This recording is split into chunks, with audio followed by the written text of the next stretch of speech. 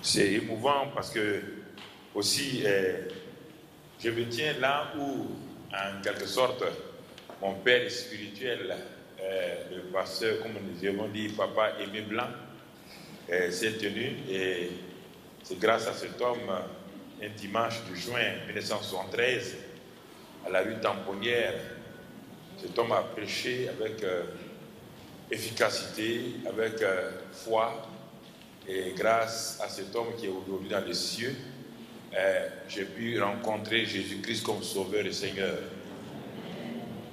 Tout juste quelques minutes de témoignage.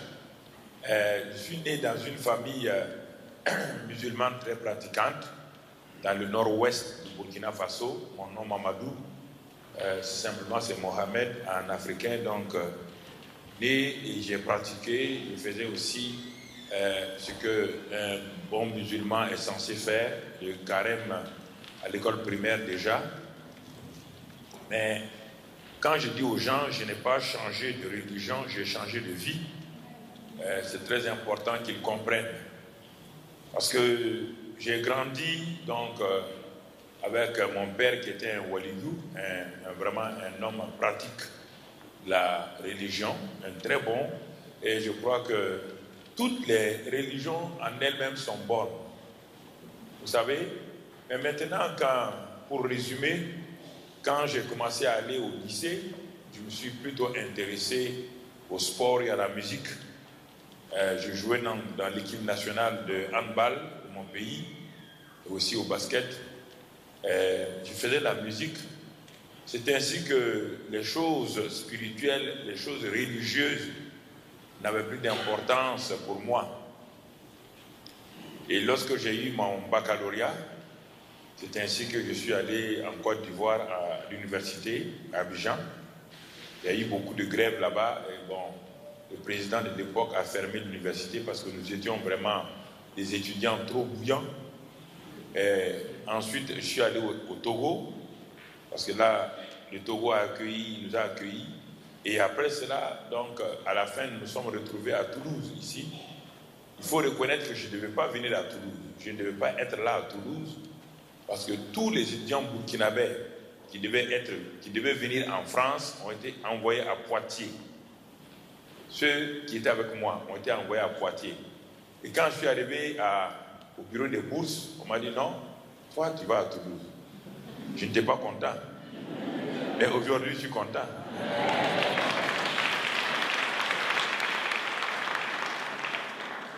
Alors donc je suis venu à Toulouse en octobre 72 pour faire une licence en économétrie, c'est-à-dire les mathématiques et les statistiques appliquées à l'économie, une matière qui venait de venir en France à partir des États-Unis. Nous sommes la première génération des économètres en France en 72, 73. Et là, pendant l'année universitaire, tout semblait marcher.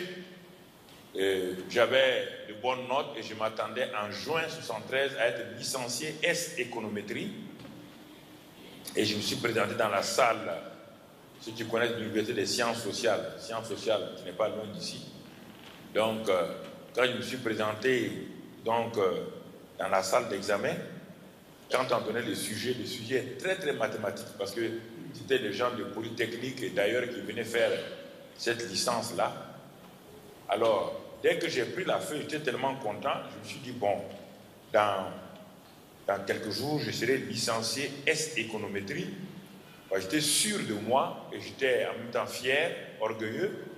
Et j'ai dit, mais même si Dieu n'est pas content, voilà, j'ai défié Dieu, même si Dieu n'est pas content, dans quelques jours, je serai licencié S économétrie. Et quand j'ai dit cela, quelque chose est venu en moi. J'ai perdu tout de suite tout contrôle. Tout est devenu obscur dans ma pensée. Pendant 4 heures de temps, je suis resté là avec ma feuille, sans pouvoir rien mettre, et j'ai échoué 0,5 coefficient 6. J'ai échoué lamentablement, et l'assistant en économétrie me disait, mais tu n'as même pas pu poser une simple équation. Qu'est-ce qui s'est passé? Tu comprenais rien. Mais pendant l'année universitaire, tu avais les meilleures notes en économétrie, mais même pas une idée. Il y avait un brouillard en moi. C'était un bon brouillard. Cela m'a permis de rentrer dans ma chambre d'étudiant. En ce temps, j'étais à Daniel Fauché, pas à l'Arsenal, j'étais à Daniel Fauché. Donc, j'ai vraiment été brisé, j'ai pleuré amèrement. Mais je me rappelle que des étudiants venaient, ce qu'on appelle les étudiants qui font l'université, le GPU, distribuer des traités régulièrement aux restaurants universitaires. Et quand je prenais ces traités, en réalité, je les lisais, parfois je froissais. Il dit, mais est-ce que vous savez que je ne suis pas chrétien? Pourquoi vous me donnez vos traités? Mais j'en ai gardé quelques-uns avec moi, que j'ai mis dans mon tiroir, au chevet de mon lit.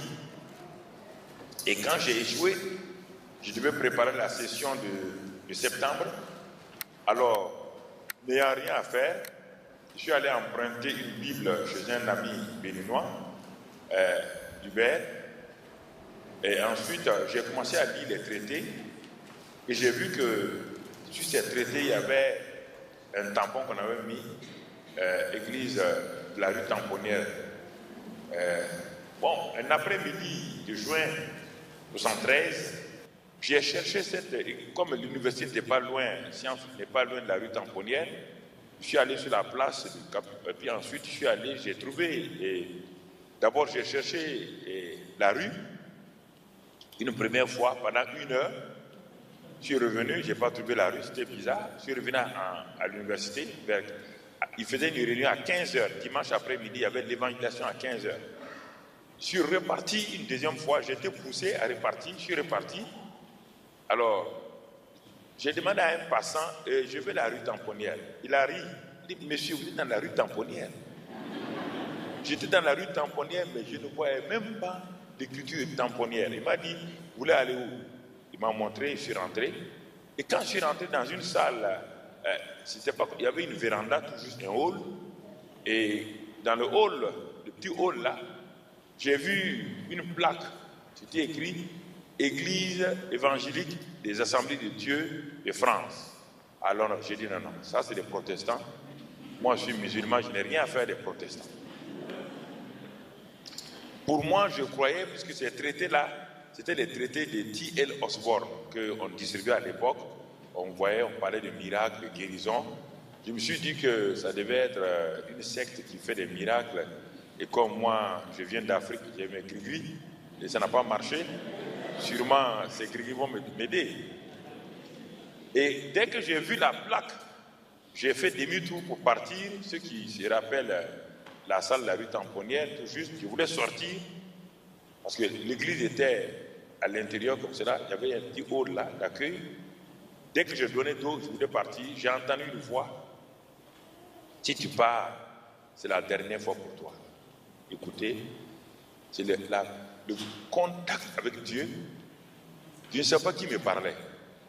La voix a retenti dans mon cœur, profondément, et à cette oreille droite. Si tu pars, c'est la dernière fois pour toi. Alors, j'ai eu tellement peur que j'ai refait demi-tour. J'ai dit, mais qui me parlait? Il n'y avait personne dans le hall. Personne. Je suis allé, j'ai tout juste poussé la petite porte et je me suis assis tout juste à côté, à l'intérieur, première chaise près de la porte, et je me suis dit au cas où ça ne m'intéresserait pas, je vais me lever filer. Mais il y avait un jeune homme à l'époque qui s'appelle Salem, qui jouait la guitare. Lui, il a compris, il était là, il m'a vu, il est venu jusqu'à la porte, il m'a dit, monsieur, il y a une place devant. Il a, ah là.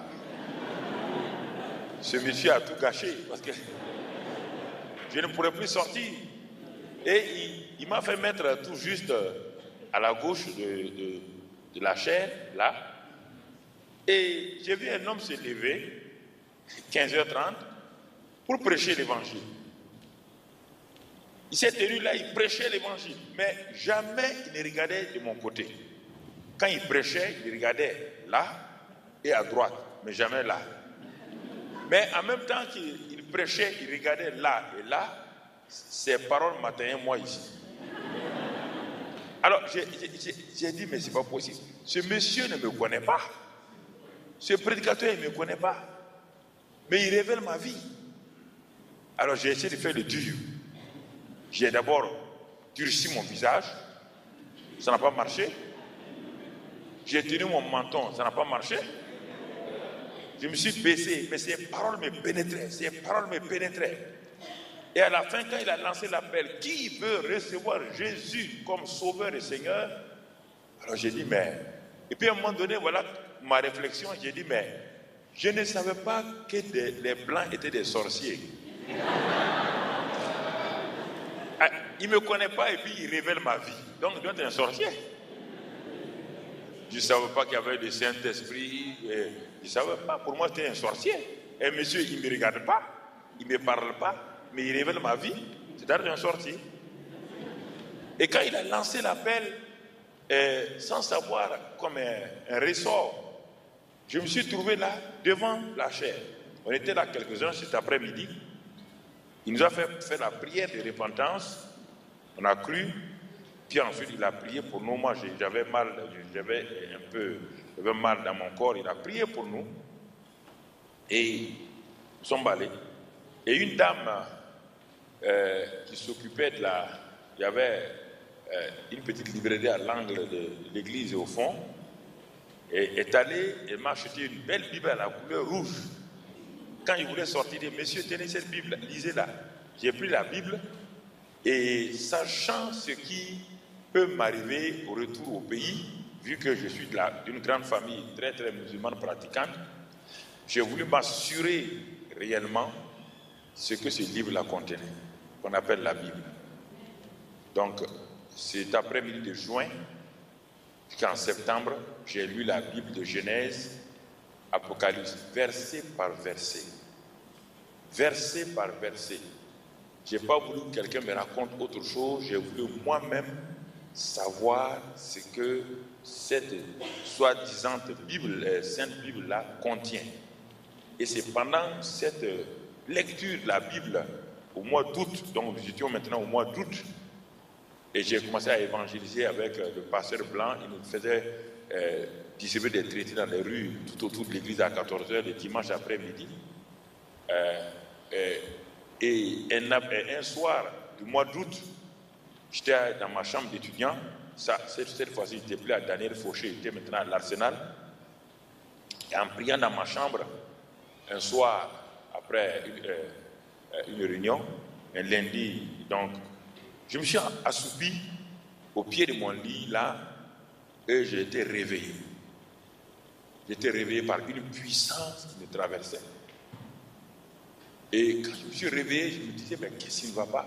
Il y a une puissance comme l'électricité qui me traversait, et je me voyais parler une langue que je n'ai jamais apprise, puisque le pasteur n'avait pas prêché le baptême du Saint-Esprit. Je parlais en langue, dans une langue.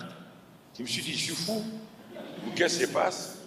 Et pendant une semaine, cette puissance de Dieu, quand je me couchais, me traversait comme un feu.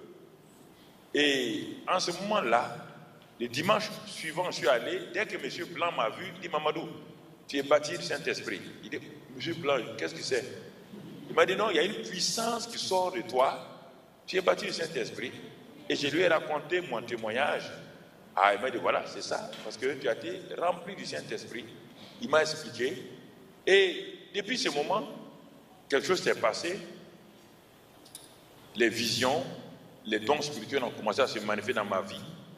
Et on a commencé à évangéliser à l'université scientifique de l'autre côté, à Rangueil.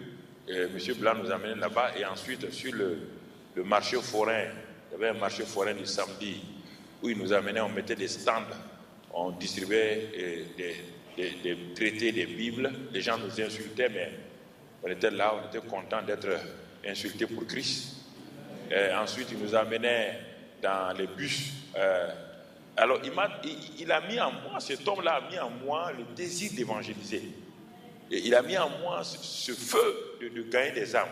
Et il a enlevé de mon cœur la peur d'autrui, la peur d'aller et donner l'évangile.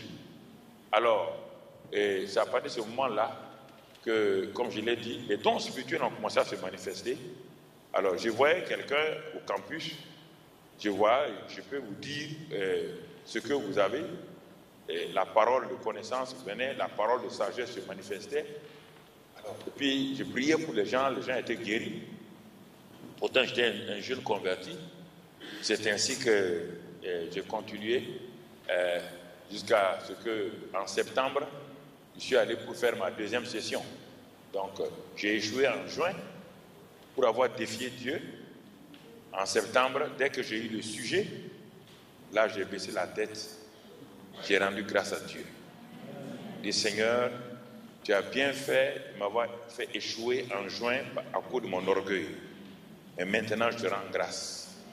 Et là, en juin et en septembre, j'ai été reçu à l'Aigri. Il y avait l'oral. Mais il faut reconnaître que je n'avais pas préparé l'oral. Parce que M. Blanc nous avait mis dans l'évangélisation à tel point que j'ai oublié même de préparer l'oral. Et quand je suis arrivé à la salle où on faisait les oraux, j'étais en gestion des entreprises en particulier, où je devais passer l'oral. J'étais là, tout juste collé au mur. On était une cinquantaine d'étudiants, 100, je ne me rappelle plus. Moi, j'étais collé avec mon cahier de gestion des entreprises. Et là, je me disais, mais Seigneur, pendant 3 mois, moi, j'ai évangélisé pour toi. Et maintenant, le temps est venu de me renvoyer l'ascenseur. Oui, j'étais là. Il faut être simple avec Dieu, il ne faut pas être compliqué. Et là, écoutez-moi, là, la voix du Saint-Esprit me dit, ouvre ton cahier et regarde au moins une leçon que tu peux lire rapidement. J'ai ouvert, j'ai regardé, c'était la 10e leçon, l'équilibre dans l'entreprise. Alors il me dit, la voix du Saint-Esprit me dit, va demander au premier étudiant qui est rentré et qui est sorti, quelle leçon? Je demande, il a reçu la première leçon, le premier cours, le deuxième leçon, troisième leçon. Alors Dieu dit, tu vois, donc 10e, mets-toi en 10e position.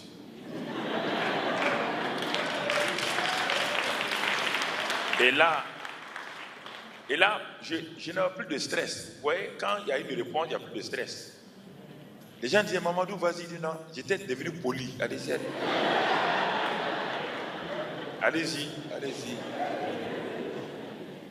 Et en même temps, je m'approchais tout doucement de la porte. Quand le 8e, le 9e étudiant est rentré, le 10e, il y a un 10e qui voulait rentrer. Je lui ai donné un coup d'épaule. Et je suis rentré. Quand je suis allé, c'était un professeur de Montpellier qui nous faisait les cours de gestion des entreprises. Alors, quand je suis rentré, il était assis.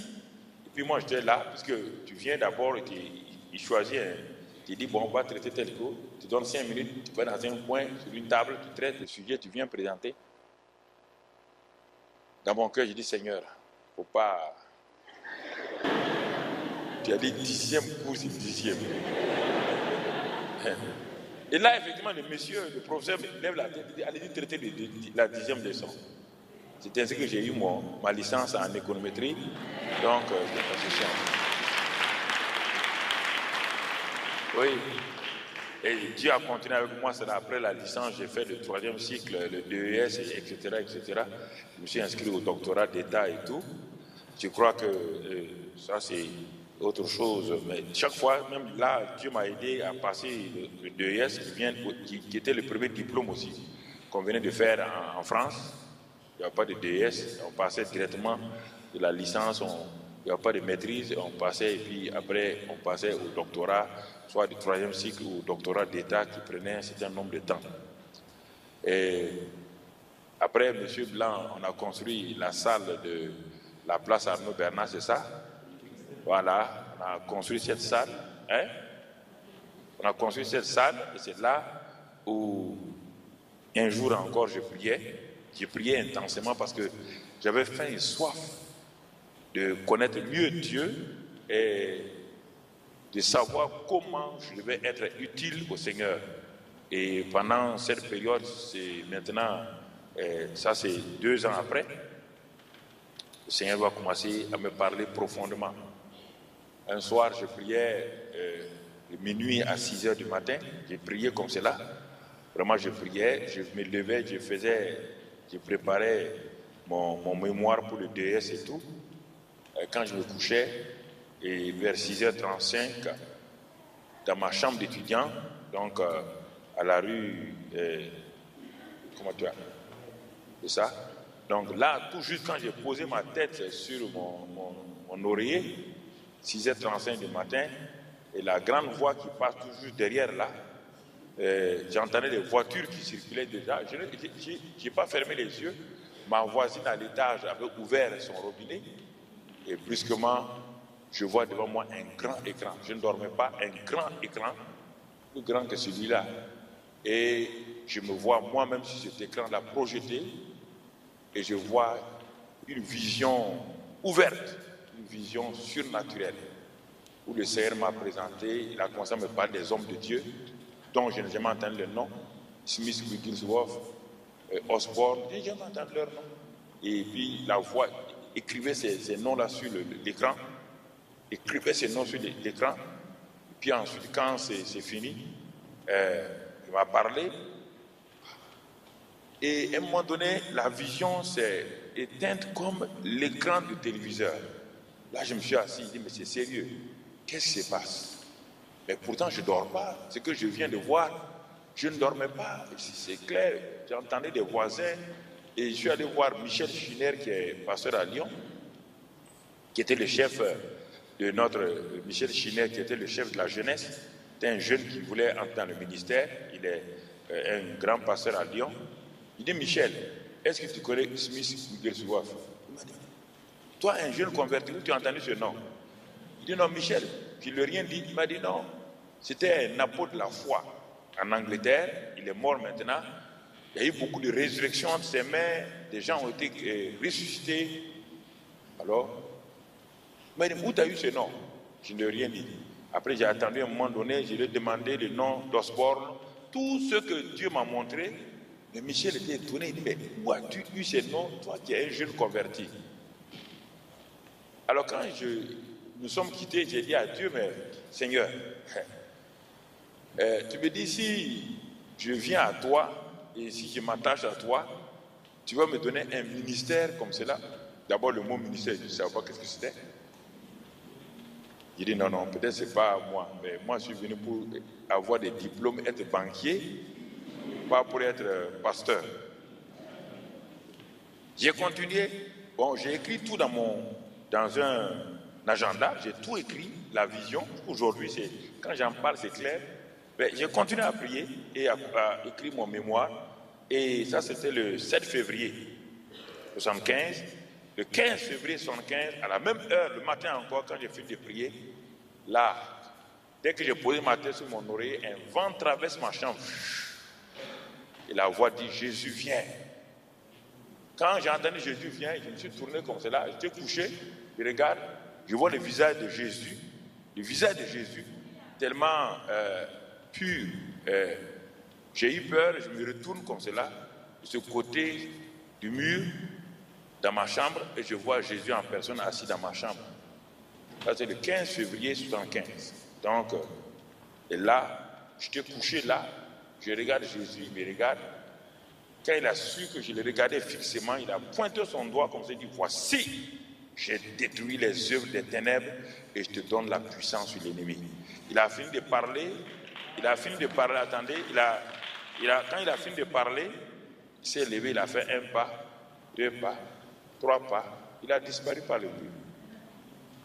Alors je me suis assis, dit, bon, quelque chose ne va pas.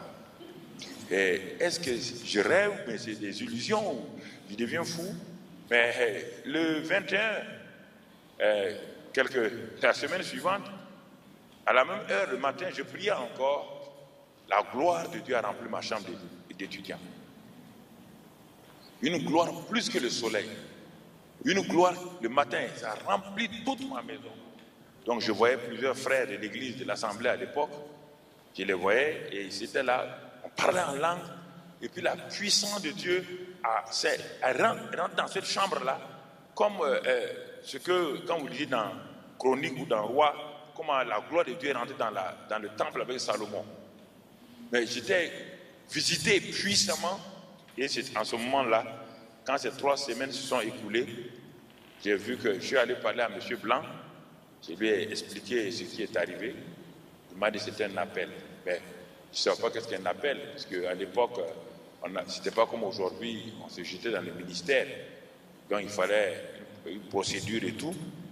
Et c'est là qu'après j'ai arrêté donc, de faire toutes ces choses-là.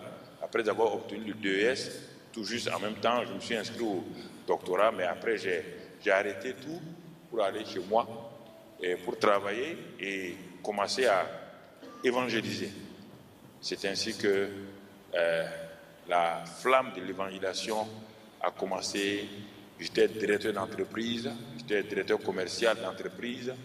Ensuite, pendant 14 années, j'étais un laïc qui évangélisait les pays. Et puis ensuite, j'ai commencé à évangéliser dans les pays voisins, Côte d'Ivoire, Togo, Bénin. Je voyais la puissance de Dieu se manifester, je voyais les guérisons, je voyais les gens qui se convertissaient. Et j'étais laïc, je n'étais pas encore pasteur. Donc, c'est ainsi que le Seigneur m'a convaincu. Au bout de 14 ans, il m'a dit, maintenant, tu as vu, tu laisses tout. J'étais le vice-président de la Chambre de commerce du Burkina, le vice-président du Conseil économique et social du Burkina, le président de la compagnie aérienne, j'étais tout cela. Donc le Seigneur m'a dit, tu as vu le monde, tu as vu la gloire du monde, tu as vu la puissance de l'argent. Maintenant, laisse tout ça, suis-moi. Et ce n'était pas une chose facile parce que c'était un peu... Les gens m'ont traité d'illuminé, comme un homme qui a tant de rangs, tant de choses, qui voit les présidents, qui voit les premiers ministres, qui voit tout le monde et en Afrique et qui abandonne tout pour devenir pasteur. C'était choquant, c'était un scandale pour ma famille, ma grande famille, du moins d'où je viens, et puis les autorités politiques du pays. À l'époque, ils ont dit, est-ce que tu as bien compris? Est-ce que réellement Dieu t'a parlé? Il dit oui. J'ai tout quitté le 17 janvier 1990 et je me suis lancé. Les gens ont dit, c'est la folie. C'est la folie. Mais aujourd'hui, je rends grâce à Dieu. Dieu nous a donné plus de 400 églises. Nous avons des églises. Notre missionnaire en France est là. Et voilà, il est à Paris. Notre missionnaire.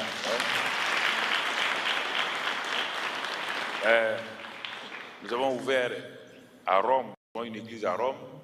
Nous en avons en Côte d'Ivoire plus de 15, en Guinée-Conakry, au Bénin, au Ghana, et au Niger, et aux États-Unis 3, Atlanta, Washington DC et New York. Vraiment, nous disons que merci au Seigneur pour tout ce qu'il a fait, pour sa grâce et tout. Et nous continuons à évangéliser donc, dans les différentes nations l'évangile afin que les âmes passent. Donc, j'ai voyagé, je suis allé dans la plupart des pays, l'Algérie, le Maroc, tout ça, je suis allé évangéliser, prêcher dans toutes ces choses-là pour vous dire que le Seigneur est bon, le Seigneur est fidèle dans sa grâce, dans son amour, dans sa bonté. J'ai voulu vous donner ce témoignage-là pour vous dire que je suis redevable à l'église de Toulouse.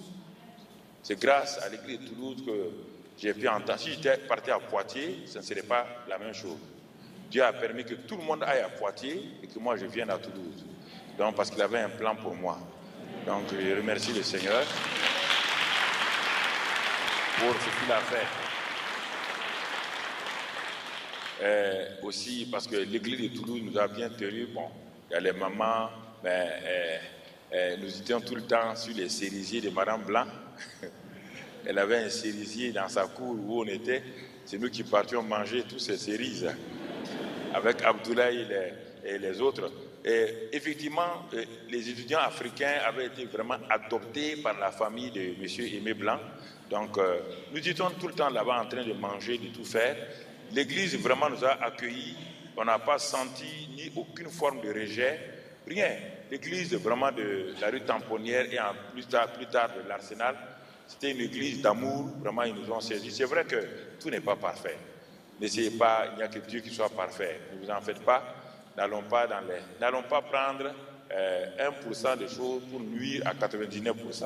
Prenons les 99%, allons de l'avant. parce qu'il n'y a personne qui soit parfait par lui-même. Chacun a ses défauts, chacun a ses limites, chacun a ses... Donc nous rendons grâce à Dieu. Et 41 ans plus tard, je suis là. J'ai invité M. Bla, il est venu au Burkina. Ensuite, avec la maman, ils sont venus voir ce que Dieu a fait. Nous avons aujourd'hui une télévision sur satellite, Impact TV. Nous avons la première tour de prière francophone, tout le monde francophone. Nous avons une église, nous sommes autour de 7 000 à 8 000. L'église où nous sommes, et on va construire bientôt une église de 15 000 places. Donc, nous sommes en train de faire beaucoup de choses. Ma femme, le mouvement des femmes, donc nous sommes dans toutes les prisons du Burkina. Le gouvernement nous a ouvert des portes pour toutes les prisons du Burkina Faso. Nous, les enfants de la rue, notre télévision est gérée en grande partie techniquement par des enfants de la rue que nous avons évangélisés, des anciens prisonniers qui aujourd'hui sont performants et qui font marcher la télévision. Donc c'est pour vous dire que ce qui a été sémé en nous, ici à Toulouse, a porté du fruit. Que le Seigneur vous bénisse, que sa grâce soit sur vous, au nom de Christ Jésus.